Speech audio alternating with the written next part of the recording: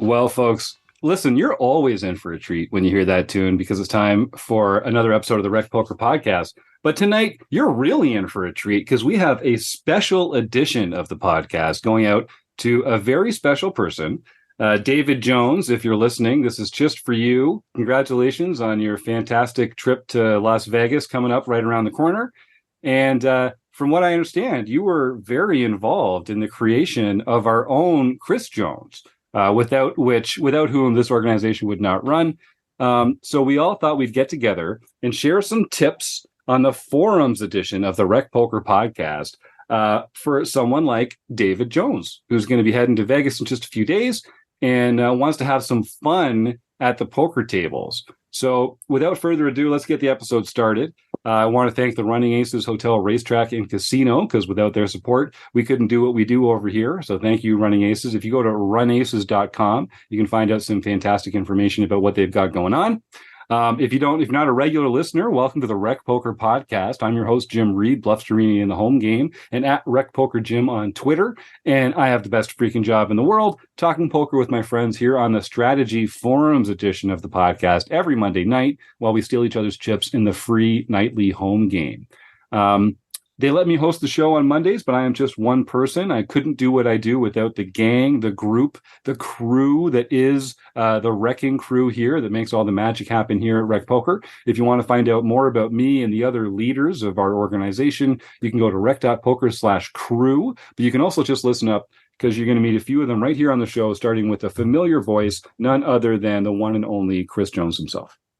Well, I'm Chris Jones. You can find me 5B5 on Twitter or 5x5 in the PokerStars home game. My name is Eric Jin, and I run the Peel, Play, Explain, and Learn every Thursdays, and I'm known as Binkley on the forums. And my name is John Somsky, also known as Poker Geek MN Everywhere, and I run the Rec Poker home games, also known as the toughest play money home games in the multiverse. And I'm Keith Brandt. That's Monkey System in the home game and everywhere on social media. And I run Monkeys Off Table Tools, which is a fun session every month where we crush some bots or do some drills on applications such as Range Trainer Pro, GTO Wizard, and Advanced Poker Training. I'm Kim Kilroy. I'm Pet Vet on social platforms, 3056 in our home game. And I run a hand history review where we dive into our members' hand histories and we dissect them and we look at them, and that's about once a month. And I'm Rob Washam. You can find me as Rabman50 just about everywhere. And I run a book study on the first and third Wednesdays of every month. And I'm Taylor Moss. You can find me as @Taylor_Moss on Twitter or as Gopherboy TJM in the home game. And I also stream the home game live on Twitch on Wednesday nights. So if you want to come check out the home game action, go to twitch.tv/recpoker on Wednesday evenings. So as you can tell, it's quite a group. When we put up the bat signal and said, hey, gang, David Jones is heading to Las Vegas. Let's do something fun and give him some awesome tips. We pulled in the brain crowd. We got in a bunch of these fantastic regulars. The Wrecking Crew is a fantastic group. It's our leadership panel here. A lot of us offer coaching through the Rec Poker Shop. A lot of us just like making the poker world a better place and making ourselves available as a resource to serious and amateur recreational poker players. So it's a pleasure to be here hosting the show. Let's get right into it. So, Chris Jones, you mentioned that a fun idea would be to have this sort of personal podcast for your dad, who's going down to Vegas. Yeah. Tell me the brief. What are we doing to do? Yeah. So my dad is going to be celebrating his 80th birthday, and he is going out to Vegas with my mom to go see U2 at the Sphere. As kind of an 80th birthday celebration. But he mentioned to me that he'd like to try a shot at playing. He's never played at a like a casino cash game. He'd like to go sit down at the table and play poker for a little while. He's not a complete amateur at this point. Like he understands the rules of poker. He's played in home games, but he's never really played in a formal card room setting with people he didn't know. And I thought it'd be really fun and maybe useful for other listeners as well. But to just give him a few sort of ideas about what he might to expect and maybe some pointers about how to approach that. And I should say his goal really is not to make as much money as possible, although that would be nice. I think the overarching goal is to sort of enjoy the experience and maybe not get knocked out on the first hand if at all possible. So there is a kind of a little bit of a last longer type interest in this as well. And so I figured we would just all kind of share some tips for how we get the most out of the game in those kind of circumstances, and maybe also some tips for players that are playing in a poker room for the first time. It's a little different than other parts of the casino. So I'll just get started. David, first of all, just, comfort is king. You are the client here, so you should be comfortable at all times. So get there. I would say get there early, but like just get the call first and get yourself on a cash game list. That's going to be something you don't want to show up and wait. One of the questions will be, what card room do you even want to play in? There's a number of fantastic options right on the strip. I'll let the group here unmute if they would advocate for or against any particular card room. But I mean, they're all the 1-3 games. Yeah, Chris. I'll jump in. I think he knows where they're staying at the Wynn, and so I think that's where he'll likely. And I already told him that's a really good room, so I think that's where he's thinking he'd play. Okay, yeah, that is a good one. Get a cappuccino there. You don't get the cappuccinos in a lot of the other poker rooms on the strip, so make that one worth it. Wynn's a fantastic room.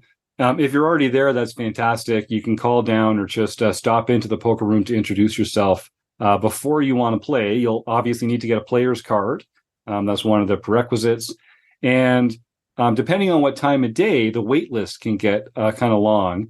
And they'll usually hold your name there in order, even if you just call in. But if you're there, just pop down and introduce yourself. You do it in person. Present your player's card. Say, hey, I'm, David J, and I'd like to be put on the 1-3 list or the 2-5 list or wherever you're comfortable playing. So does he just go to any poker table and say, I want to be on the list? Or is there some place specific that he might want to go to get on the list? What a great question, Rob. There is, in fact, at the Wynn, it's really hard to miss. Once you head over to the poker area, you'll see a tournament area set up out in the main sort of interior courtyard space. But the poker room itself is just up against the wall there. And right at the entrance to that is a large standing desk where some very friendly folks will be with some computer monitors up in front. They'll be able to take your name, put you on the list, and make sure that you're well taken care of.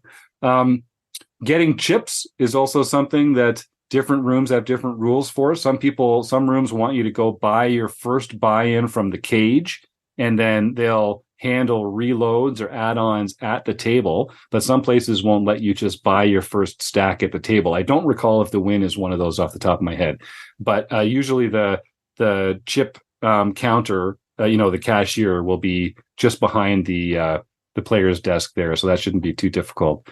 What else should players know before they actually even go and sit down, folks? If it was your first time in a card room, Rob, what's on your mind? If you're buying chips before you sit down, you don't have to buy ones when you're going to play in a 1-2 or a 1-3 game. You probably want to buy at least 100 big blinds.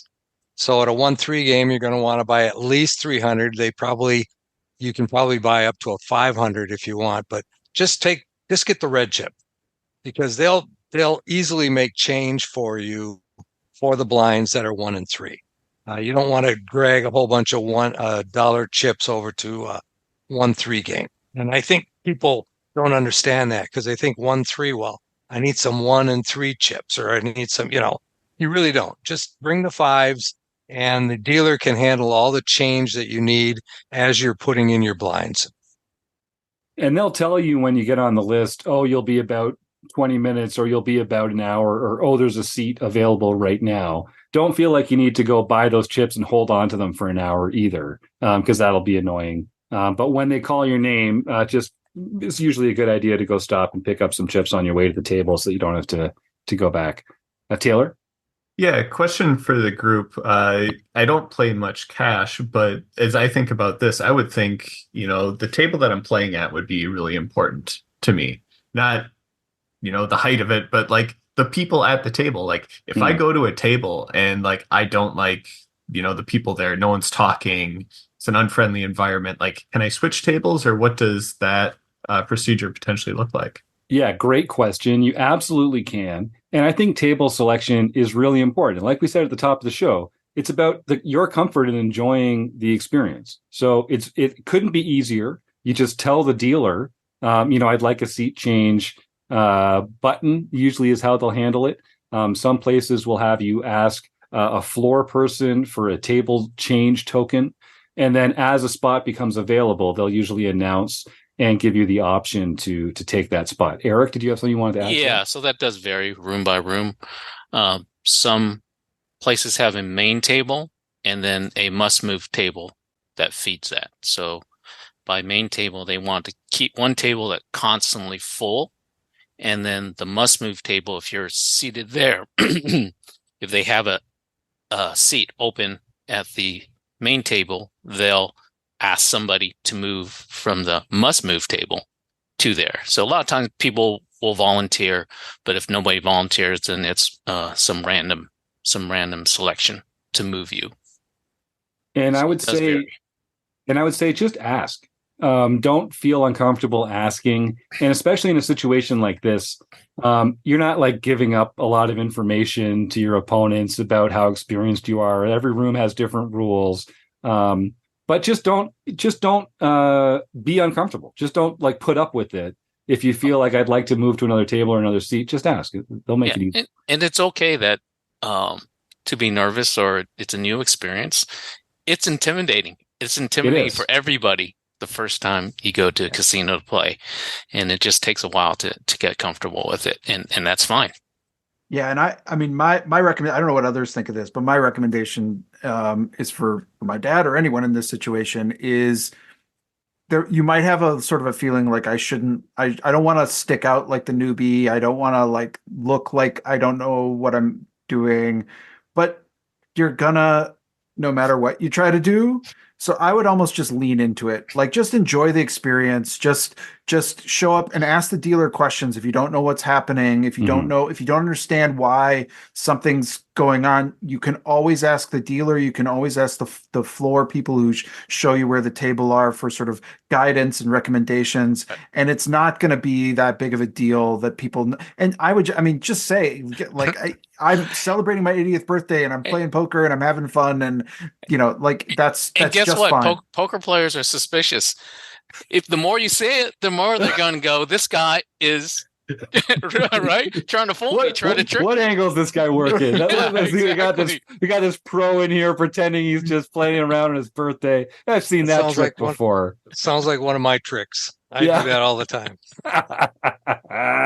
Yeah, that's right. And I will say, especially knowing that you're going to be at the Wynn, like that's a very pro place. Like the dealers there are excellent. They're going to take great care of you. No one, so ask for it. Just ask. If you're ever unsure about anything, ask. And that's going to be the best piece of advice. Because like I say, you're the customer here. So get what you want and have a good time and lean into it. What about buying in? So we talked about buying in advance. Usually like $100 or 100 big blinds is the default buy-in for a cash game. But given your interest in sort of just like having a good time and soaking up the experience, this could be one of those rare instances where you could buy in short, buy in for 50 big blinds instead. And then that just limits the amount that you can lose on any given hand. And you can always add chips onto the table when you sit down, but you can't take them off and put them in your pocket. So even let's just say for the sake of argument, it's a 1-3 table. So 100 big blinds would be $300. You can even at the cage buy $300 worth of chips put 150 in your pocket and put 150 on the table. Then you've got 50 big blinds on the table, and you've got 50 in your pocket if you want to reload or anything like that. Given what you're trying to achieve from this session, doubling up probably won't feel as good as busting hurts. So I think maybe having less behind might actually help you enjoy the experience more and be a little less stressed out about losing a buy-in. Keith, did you have something on that or a different subject? Yeah, something that's sort of related is what are the procedures with straddles? And the reason it's related is because if you buy in for 50 big blinds and there's a straddle, now you're down to 25 big blinds. Yeah. So what are the usual procedures for a straddle? Should probably define straddle. Yeah, great. I was going to say we'll need to define that if we were going to talk about it. Yeah, and it's one of those things that, again, like it's a custom at the table. And okay, so let's just jump in. So a straddle, usually what happens is there's the dealer button, there's the small blind to their left, and the big blind to their left. The straddle is essentially a third blind. It usually varies in amount between like 2 to 5 times the big blind. There might be, I don't remember exactly what it does at the win. I think they only let you straddle under the gun at the win, which is true, which is good and simplifies things. Some players at a table will just decide that they're going to run a straddle game, in which case it's sort of understood that everyone is going to straddle. You don't have to, David, and nor does anyone else who plays at that table. And don't feel like you have to just go along to be, one of the players. If you don't want to straddle, don't straddle. And if anyone gives you any attitude about it, they won't after someone talks to them. So don't worry about that at all. And basically, that's a good point from Keith, though, because it does make your effective stack even smaller. So it changes. You can't play as many even speculative hands that you could with a 50 big blind stack now that you've been reduced down to an even smaller effective stack. But okay, so show up, get a player's card, find out where you get your first chips, figure out how much you want to buy in for, and sort of get comfortable at the table, get used to the mechanics of the blinds coming around, look to your right and your left. Hopefully it's a fun table and people are having a good time. And then, that one point, you cannot take money off the table. So it's really important that you only have as much in your stack as you're comfortable with from the start. Because once it's on there, it's fair game. John Somsky, you unmuted for a second. I was just going to say, I think the important thing is just to make sure you are comfortable playing at the game. What I would do if I were you, I like the 50 big blind buy-in, just limits your loss, but pretend as soon as it's on the table, pretend you've lost it, because then you can play without worrying about it. That's money you've spent. If you get anything back from that, that's a bonus, because what you don't want to do is call lots of rounds of betting, and then when it gets to the river, fold before you ever have a chance to win anything. Now I'm not saying being a calling station, don't just blindly call, but you can't be intimidated. If you think you've got the best hand, you've got to be willing to put the chips into the middle of the pot. And if you buy in for less, you will be more likely to be willing to do that. Mm-hmm. Keep in mind, though, that people, if they sense that you are timid, if they're putting chips in the pot, that probably means they have a really good hand if they are picking up on how you're playing. So just enjoy it. Yeah. Let's talk about mechanics a little bit, because we're talking about putting chips in the pot. It's very important that you do not do what is called a string bet. So let's say you want to bet $15 and you take a $5 chip and put it out there and then try to put $10 more out there is illegal. You cannot do that. The minute you put chips in the pot, that's your bet, unless you announce what your bet is. So once you announce what your bet is or what your intention is to either bet or raise, then you're free to do it however you like. So keep in mind that a lot of people get stuck on this because, they're used to their home games where they throw the money in the middle of the pot. That's another thing. Don't throw the money in the middle of the pot. Put it right in front of you as your bet. You don't want to throw it in the pot. You don't want to splash the pot because then people can't tell how much money you actually put in the pot. In home games, nobody cares. You're just throwing chips around, and string bets are common. Everybody does it. It's not quite as loose in a casino when it comes to handling your chips and putting them out as a bet or a raise.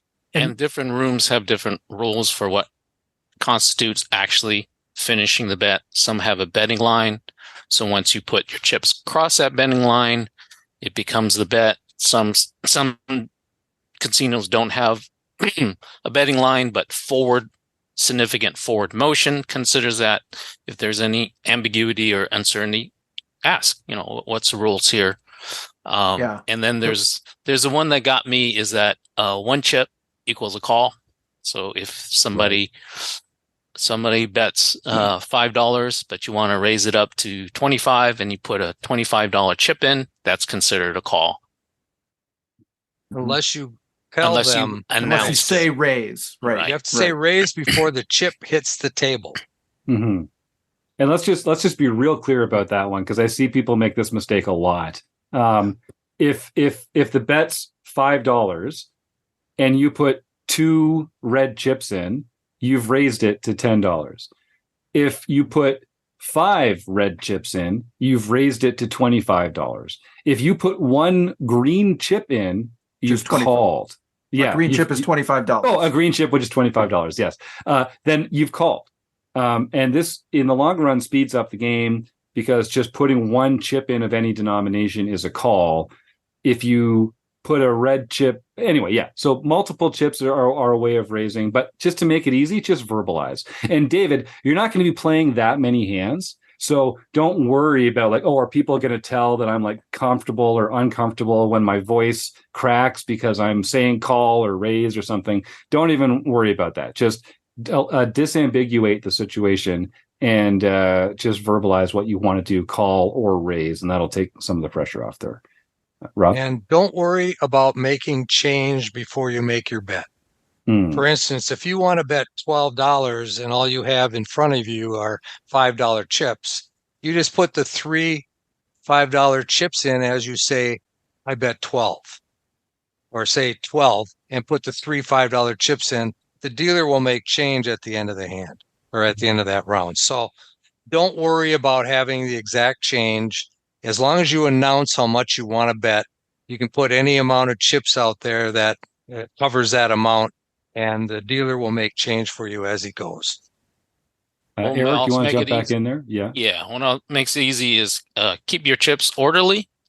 There's stacks of 20 is standard. So a stack of $25 chips is $100. So that's easy to tell. The rule is if you have big chips, so the $25, $100 chips, you need to keep those visible. So either on top of your stack or in front or in the very front of your chip stack. Good one. Keith? Another important thing, especially if you're in one of the seats that sits next to the dealer, is to protect your hand.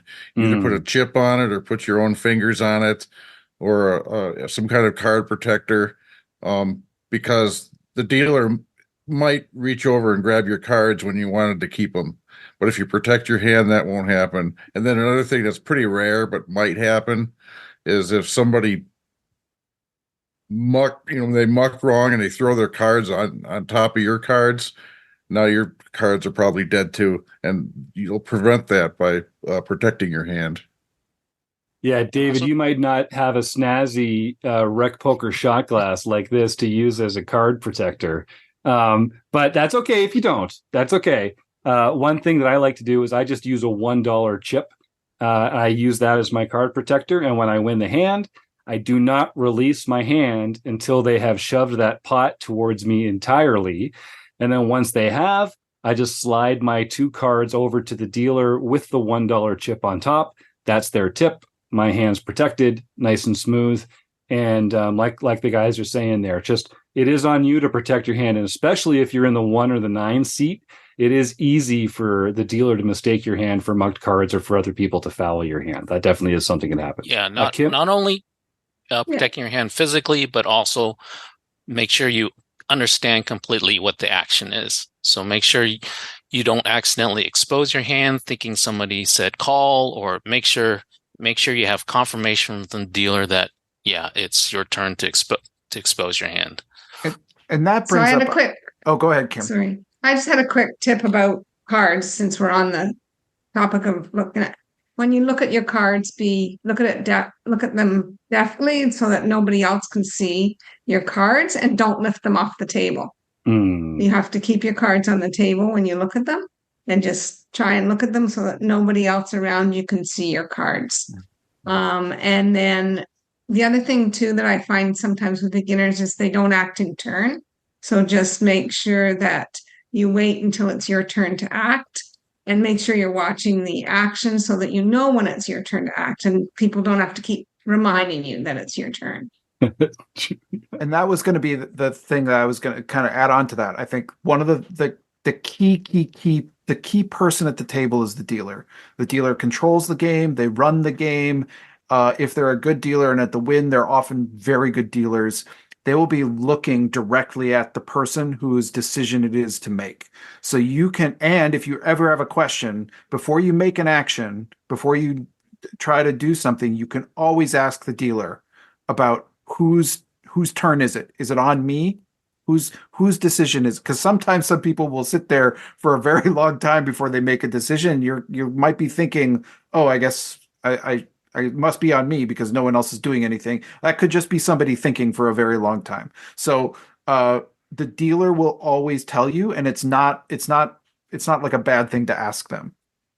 Yeah, great point. And again, just look at the dealer. The dealer is going to be communicating with their eyes a lot, trying to move the game along. So if they're looking at you, it's probably your turn. But you can always just ask. And again, don't be embarrassed to ask. Just say, oh, whose action is it? It happens to the best of us. And, I act out of turn every once in a while, and I sure feel stupid about it. But then I move on to the next hand. Kim has been involved in hands where I've acted out of turn before. People love it. It's great. No, try and avoid it. But it's not the end of the world necessarily. And speaking of not acting out of turn, one thing that I will just say, like that maybe Dad, I've never seen you play in a home game, so I don't know if this is a kind of thing that might come up, but probably not. But one of I think the cardinal sins in a card room, the one that might get you in the most in trouble, is if in the middle of a hand is going on. Let's say you folded, 3-9 offsuit, and the flop comes 9-9-3, and you say, "Oh man, I folded a full house," or something, just something like that. Do not give away the contents of your hand, even if you're not in a hand, until all action is over and the pot has been pushed to somebody. You can say it then if you want. Don't really need to, but you can. But if you do I wouldn't either. But if you feel like you really need to, like that's the time to do it. Until that pot has been shoved to somebody, that is probably the biggest sin you could make in a card room. Yeah, and also just cross-talking while other people are in the hand. It's okay to have a quiet conversation with your neighbor. But if the player to your left is involved and the player to your right is involved, you should probably just sort of give them some quiet time and not really get yourself involved in the hand if you're not playing in the hand. Try not to cross-talk and get in their way while they're playing. But I don't think that'll be a problem. Keith, you had something then, Rob, I think.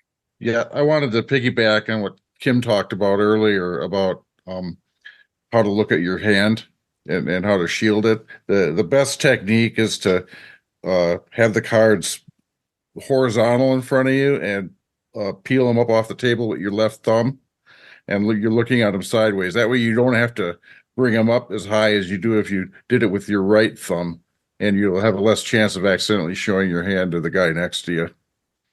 I actually do, maybe a couple other folks can chime in with their hand peeking techniques. I do a cover with my left hand.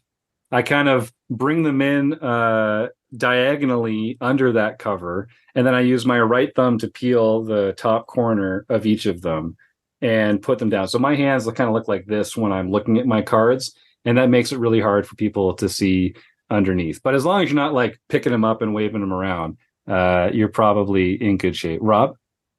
I was going to agree with Keith there. And also, I was going to say, based on what we talked about just a minute ago, nobody cares what you folded. It's true. So if you want to be considered a seasoned professional, or at least a seasoned recreational player that is not making mistakes, don't whisper to your neighbor, folded 6-3. That's right, because everyone else will know what you're whispering about. That is the other thing. John, then Eric. John, then Eric. Yeah, I was just going to mention that what I find easiest for protecting your cards is just get a really big stack of chips, and you can hold it right next to that, and that kind of protects the view from them. So good thinking. Just win a lot. It makes it a lot easier. It does make a lot of things easier. Eric? Yeah, so sometimes you'll be sitting next to some guy who likes to be friendly, I guess, and wants to tell you what cards they have or show it to you before they folded. That puts you under no obligation to do the same thing. True. Don't feel like, oh, well, he showed me, I have to know. You didn't ask for it. You have no obligation to do the same thing. Speaking of which, the players to your left and your right are going to be involved in your blinds a lot. And some rooms will allow you to chop in that scenario, and some will not. What it basically means is if it folds around to the small blind, often what you and the big blind can do is just decide to just take your chips back, muck your cards, and start the next hand. You kind of chop the pot. You get your small blind back, they get their big blind back. And what this does is it stops the casino from taking a rake on that hand, because they only rake when it goes to flop, so that's good. And it also speeds the game up because everyone doesn't have to wait while two players with very wide ranges check down to the river in a super small pot that's not very exciting. So there's an etiquette to this, though. You don't look at your cards, see that you have a bad hand, and then decide, actually, you'd like to chop the blinds this time. Usually, players will say, oh, I always chop, or I never chop. And it's just sort of something that you agree to do before you look at your cards.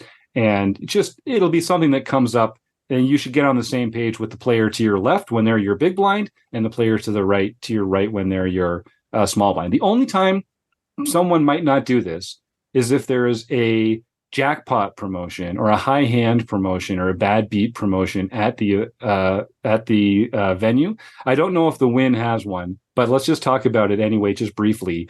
If the casino is going to pay out a high hand bonus, if like someone gets quads, or if someone gets a straight flush, or they're going to pay a bad beat if someone loses with a straight flush or something like that, players might not want to chop if they have a hand like 7-8 of diamonds or pocket fours, because you can tell on the flop, there's a very good chance if you're going to make a straight flush or quads or a really big hand like that. But if you can't say to the person sitting next to you, hey, I think I might make the high hand. Let's just see a flop and see what happens, because then the casino will very correctly not pay you out for that promotion, because you're not allowed to conspire like that. So here's how we conspire instead. We kind of speak about that without actually saying words like bad beat or jackpot or quads or anything like that. There's a common slang in the poker world, the word cheeseburger. If you say, oh, I'm kind of hungry, I could go for a cheeseburger right now. If you just say the word cheeseburger in common language, the other person in the hand will probably understand what you're saying, and they will just check it down. You know, you call the small blind, they check, you just check the flop, check the turn, check the river. Oh, I guess we didn't make a hand, blah, blah, blah, split the pot that way. So, yeah, I don't know if this is going to happen at the Wynn or not. I don't know if they have a bonus at the Wynn, but I don't think they do. But just in case you're playing somewhere else or someone else is listening, maybe you're hungry for a hamburger. People get hungry for a hamburger every once in a while. Taylor, you had something there? Hey, you learn something new every day. I had no idea about the cheeseburger. I have never heard that anywhere ever. So that's not a Canadian thing. That's not a Jim Reedism. That's a real thing. I've never heard it either. See, it's not. I think I heard it before, but I think I heard it from Jim. Doesn't count. Okay. I think it might We be can move something on. Jim's just invented. We can move on from this then. Hey, if anyone else is listening, I want to know if you have heard cheeseburger as a slang for I don't want to chop the blinds because I have a strong hand. Tweet us at Rec Poker or email Jim at Rec Poker. I need validation so I can lord it over all these fools when I tell them later that someone else knows that the cheeseburger thing is in fact a thing. Thank you very much. John, what's up with you? Oh, I was just going to mention, if you want to do the hand promotion thing, talk about it beforehand. Just say, Right. if there's a chance to do it, not during any specific hand, between hands, you can discuss what your strategy is going to be, and then they will understand when you make your cheeseburger comment, I guess. Yeah, maybe. which is definitely a real thing. But don't put the dealer in a tough spot, because the dealer's job is to sort of spot the people that are not acting in good faith. And so if you're like, okay, so next time if I have a good hand, I'll say cheeseburger. Like, just try and just do that a little off to the side so that you don't put the dealer in an uncomfortable position, because they're kind of they're in charge of that sort of thing while they're there, even though they don't really, it's not their money, they don't care. But you could put them in a tough spot with management. Taylor? So, question for you in terms of how stuff goes. You said you can't take chips off the table. However, I'm up $300 for the night. I'm ready to be done.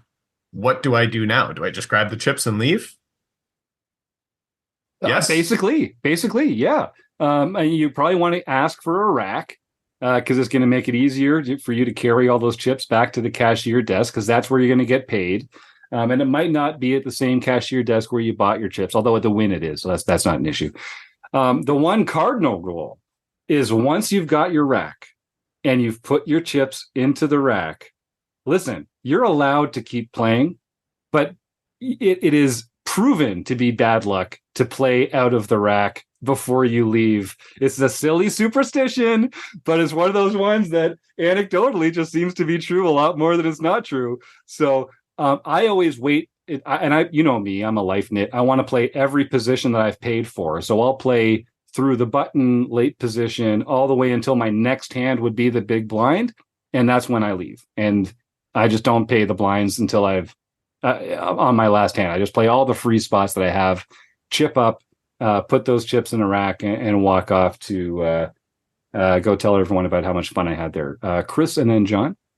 Well, I was going to get us. I think this has been really good in terms of the mechanics of the game and the setup and kind of how we bet and that kind of thing.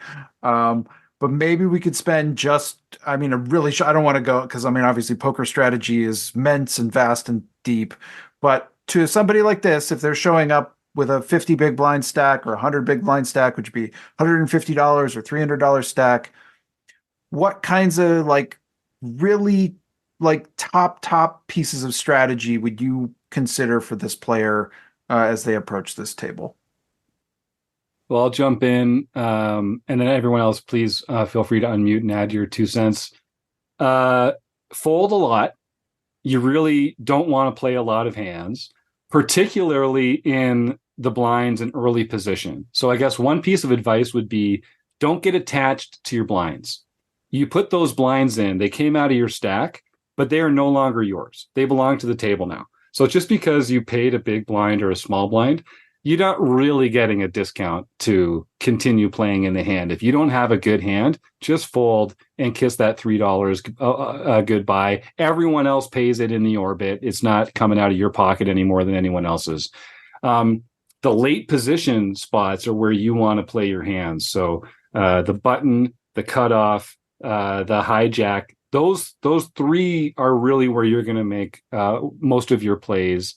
And I typically would say you want to be opening hands and 3-betting hands and not limping and calling. Given your circumstance, David, I would still say don't limp. If you're going to open a hand, open a hand. And by which I mean, if it folds to you, raise. Don't just call the big blind amount. Raise. And then I would counsel a lot of players not to call in position that much, to 3-bet instead, to re-raise when someone opens in front. But playing off a short stack and just wanting to kind of have fun at the table, I actually don't think it's a hanging offense if you want to just call with one of the hands that we're going to talk about a little later in the show when we talk about hand selection. And the only reason not to do that would be if you notice that the players to your left were being extremely active and aggressive and raising a lot. I don't think it's actually the end of the world to just call and see a flop in position, given your circumstances and your goals here. John, did you have some tips for David? Yeah, I think the thing you really want to avoid, if at all possible, is to stay away from good second best hands. And in No Limit Hold'em, it's really easy to get stack committed and to get all of your chips into the pot. So that goes back to what Jim was saying, play strong hands. You don't want to be playing hands like King 9 and think when the flop comes 9, 8, deuce, you have a great hand, because you don't. Ace 9 is more likely to have played the hand than a King 9 is, and there's all sorts of other problems with those. So just try to stick to your stronger hands. If you're going to play, try to bet more often. That way there's two ways to win the pot. Everyone can fold to you, or you can take it down. And just stick to the strong starting hands. Rob? I was going to. Sorry, Kim. Yeah, Kim, jump in, please. I was just going to say, when you're raising, like, just raise an appropriate amount. I don't know if we want to get into the discussion of that, but if we've got, say, 3 people before you that just call, then you don't want to make a raise of just 3 times. You want to make a raise of more like 6 or 7 times the bet. Yeah, and I think you'll see that play out on the table as you go. What kind of the bet sizes are and what the raise sizes are. You'll kind of see what people are doing, and it'll become kind of a standard. But what I was going to say is, don't get married to a hand. You could have pocket aces, and if the board runs out with 4 diamonds and your aces are black, chances are you're losing. And one of the things that I always like to say, and people give me grief for, is if they're betting on the river, they always have it. So make sure that you have a very decent hand before you call a big bet on the river. 1 pair hand is usually not enough. So don't get married to a nice big hand. It looks so good, but it could definitely be way behind somebody that's betting big on the river. So keep that in mind. There's no shame in folding. And when you fold, nobody sees the cards you're folding. So they don't know if you're folding, a full house or folding a deuce 3 that didn't hit anything. So don't worry about that. And sorry, Chris. Yeah. Well, and Jim, you kind of touched on this, but I think in terms of like which positions we play from, but the thing that people might be aware of when they first approach a table like this, but we've talked about it in other shows. But sort of one of the fundamental number one things to understand about poker strategy is that the most important thing, maybe more important than the cards you hold in your hand, is the position you have at the table. And if you get to act last, you have a huge informational advantage. So putting yourself into that spot as much as you can is really advantageous. That's why when you're looking at hands to open, you might open a little bit wider, even though I think we would still recommend for you to sort of like keep it solid, keep it tight, keep it like really top hands. But when you're on the button, you have the best position at the table, and that's a type of spot where you might want to open that up just a little bit more, and you want to play extraordinarily tight when you're the first player to act. Like that's like a type of spot where you're really only opening the super premium hands. And I think I want to give David a sort of a sense of how few hands good poker players even play. Like most of the time we're folding. Like more than half the time we're folding. And I might even say, a lot, some of the hands that pros and experienced players play, they're not even much more valuable than just folding. Like you can just get a bit of value out of them. And so we open them and we play them. But if you're just sitting down for a session to have fun, over folding is actually your friend. You're not giving up that much, and you're avoiding spots where you might find yourself out of your depth post flop, making expensive decisions and potentially expensive mistakes. So buying in short is going to be one way to help you in that regard. And then just having a very strong starting range of hands is the other way. And I'd love for the gang to weigh in here, but I might say something like, only play hands if it's a pocket pair or if both cards are a jack or higher, would be a great way to kind of stay out of trouble. I'd love to know what other people think is like a good way to sort of tell a less experienced player what kind of hands to play.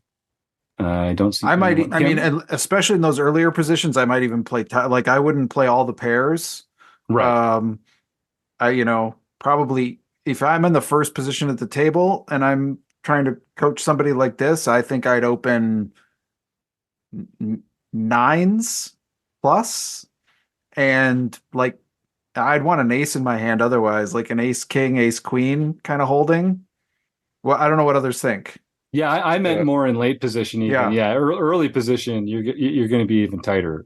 Keith, did you have something there? Yeah. I was going to say in that early position, like the under the gun position, your king queen offsuit isn't even good enough. Yeah, it's pretty, but it's not good enough. Yeah. I think in the earliest spots, like ace queen and then pocket nines is a good spot, and then as you move around the table, from second position, add in eights, go down to ace jack, and you can keep on loosening up. And then once you get back like on the button, then I think pretty much you can play most of your paint cards, Broadway cards. So that's 10 or higher. If you have 2 cards in your hand, 10 or higher on the button, you can play those and probably any pocket pair. But again, that's assuming that there hasn't been any significant action in the pot. If someone in early position raised big and then re-raised, just because you're on the button doesn't mean you should be playing pocket deuces or pocket fives. Just throw them away right away.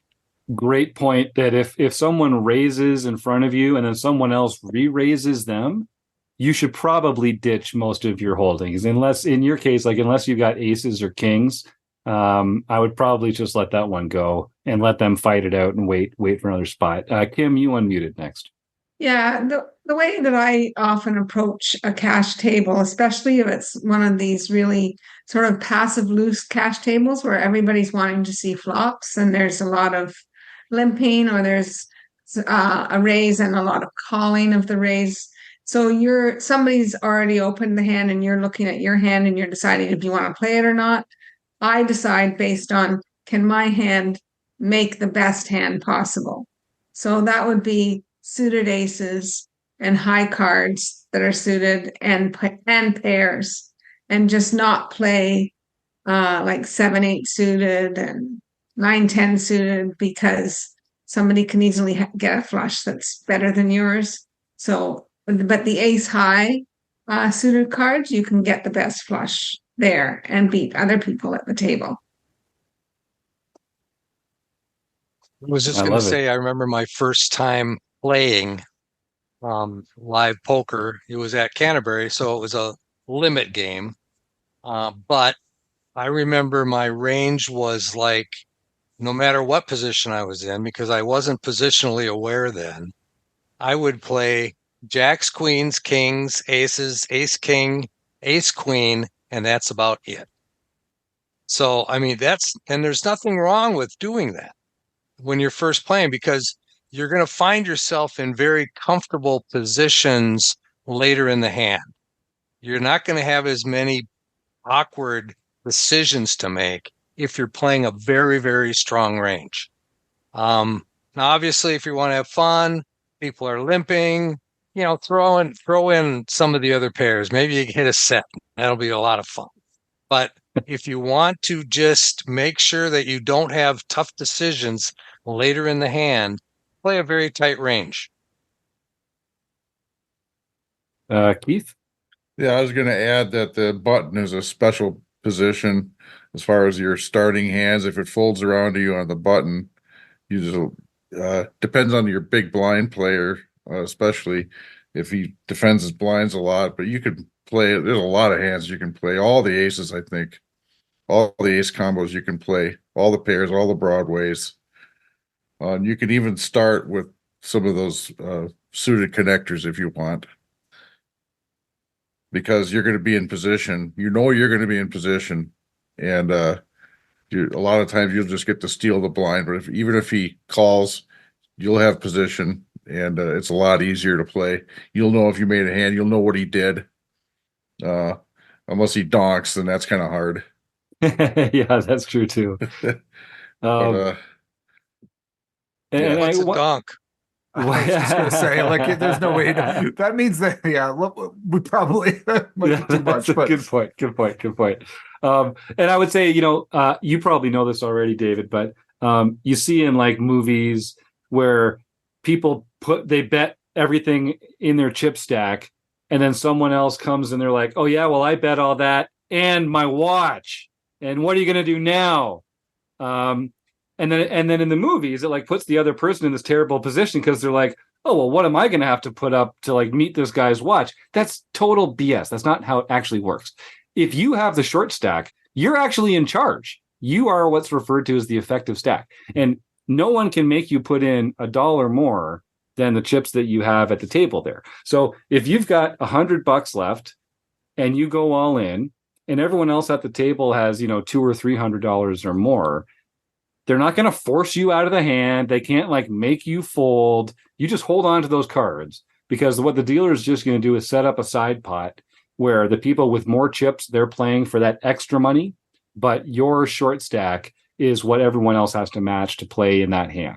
So I'm not explaining that very well, but ultimately being a short stack does not mean that they can push you around. In fact, it almost gives you some power to decide when to pull the trigger on that all-in hand that can put them to some very difficult positions.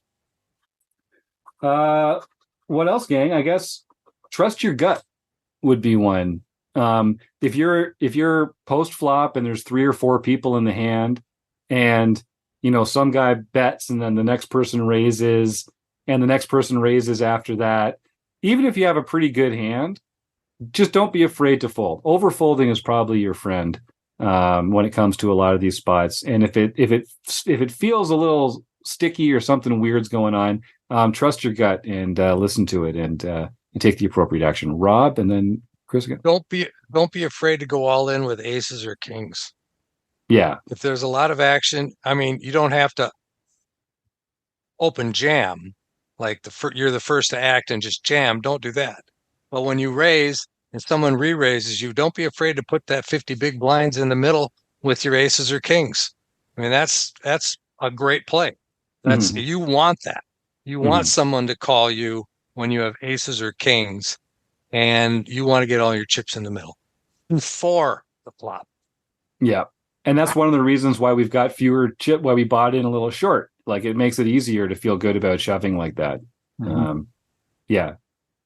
Chris? yeah, I mean, the last thing, I think this has been really good conversation about the mechanics and the strategy. And then the last thing I would say that you're doing this, I know you're doing this to really just to try it out, to experience it, to enjoy it.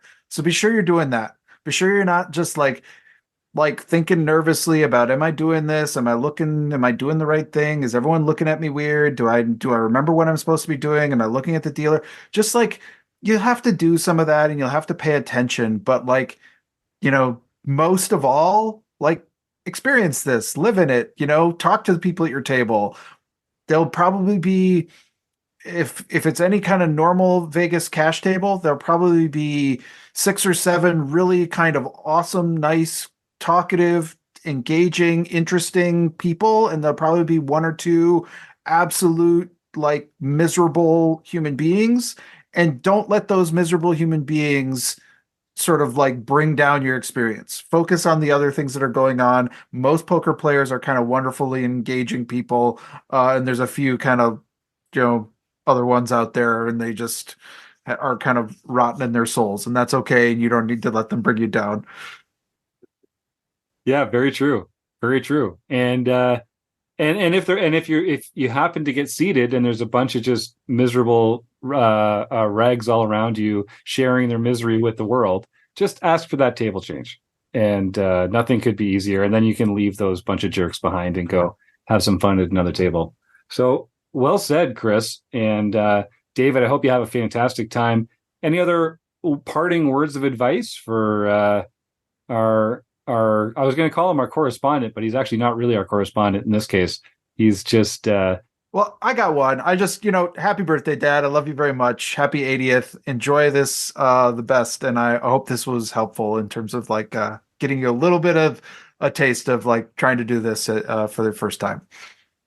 And happy birthday, David. I really envy you the chance to see U2 at the Sphere, because U2 is one of my favorite bands. I saw them like 20 years ago, and they are fantastic. And I've seen some shots of what it's like in the Sphere, and it looks totally awesome. So I'm really envious that you're getting to go and see YouTube at the Sphere. Have fun. Happy birthday. Eric. Yeah, happy birthday. Wish you happy birthday.